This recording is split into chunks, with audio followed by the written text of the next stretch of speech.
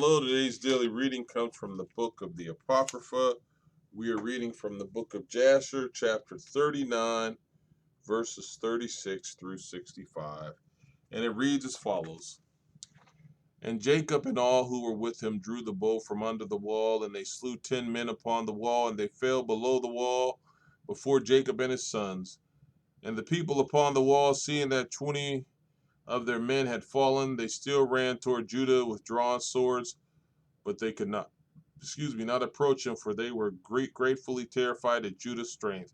And one of their mighty men, whose name was Erod, approached to strike Judah upon the head with his sword. When Judah hastily put his shield to his head, and the sword hit the shield, and it was split in two. And this mighty man, after he had struck Judah, ran for his life at the fear of Judah, and his feet slipped upon the wall, and he fell among the sons of Jacob who were below the wall. And the sons of Jacob smote him and slew him, and Judah's head pained him from the blow of the powerful man, and Judah had nearly died from it. And Judah cried out upon the wall, owing to the pain produced by the blow. Then Dan heard him, and his anger burned within him, and he also arose and went at a distance, and ran and sprang from the earth, and mounted the wall, and with his wrath excited strength. And when Dan came upon the wall near unto Judah, all the men of the wall fled who had stood against Judah, and they went up to the second wall, and they threw arrows and stones upon Dan and Judah from the second wall, and endeavored to drive them from the wall. And the arrows and stones struck Dan and Judah, and they had nearly been killed upon the wall. And wherever Dan and Judah fled from the wall, they were attacked with arrows and stones from the second wall. And Jacob and his sons were still at the entrance of the city below the first wall, and they were not able to draw their bow against the inhabitants of the city, as they could not be seen by them being upon the second wall. And Dan and Judah, when could no longer bear the stones and arrows that fell upon them from the second wall, they both sprang upon the second wall near the people of the city. And when the people of the city who were upon the second wall saw that Dan and Judah had come to them upon the second wall, they all cried out and descended below between the walls.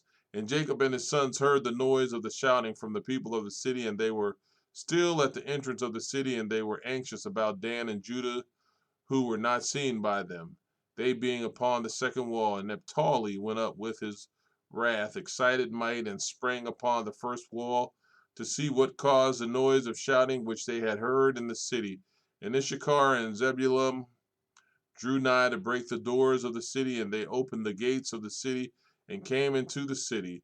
And Naphtali leaped from the first wall to the second and came to assist his brothers. And the inhabitants of Gash, who were upon the wall, seeing that Naphtali was the third who had come up to assist his brothers, and they all fled and descended into the city. And Jacob and all his sons and all their young men came into the city of them to them. And Judah and Dan and Naphtali descended from the wall into the city and pursued the inhabitants of the city. And Simeon and Levi were from without the city and knew not the gate was open. And they went up from there to the wall and came down to their brothers into the city. And the inhabitants of the city had all descended into the city. And the sons of Jacob came to them in different directions. And the battle waged against them from the front and the rear. And the sons of Jacob smote them terribly and slew about 20,000 of the men and women. Not one of them could stand up against the sons of Jacob. And the blood flowed plentifully in the city, and it was like a brook of water, and the blood flowed like a brook to the outer part of the city and reached the desert to Bethcorin. And the people of Bethcorin saw at a distance the blood flowing from the city of Gash. And about 70 men from among them ran to see the blood, and they came to the place where the blood was. And they followed the track of the blood and came to the wall of the city of Gash, and they saw the blood issue from the city, and they heard the voice of crying from the inhabitants of Gash, for it had ascended unto heaven, and the blood was continuing to flow abundantly like a brook of water. And all the sons of Jacob were still smiting the inhabitants of Gash, and were engaged in slaying them until evening, about 20,000 men and women. And the people of Corinth said, Surely this is the work of the Hebrews, for they are still carrying on war in all the cities of the Amorites. And those people hastened and ran to Bethcorin, and each took his weapon of war, and they cried out to the inhabitants of Bethcorn, who also girt on their weapons of war and go to fight with the sons of Jacob.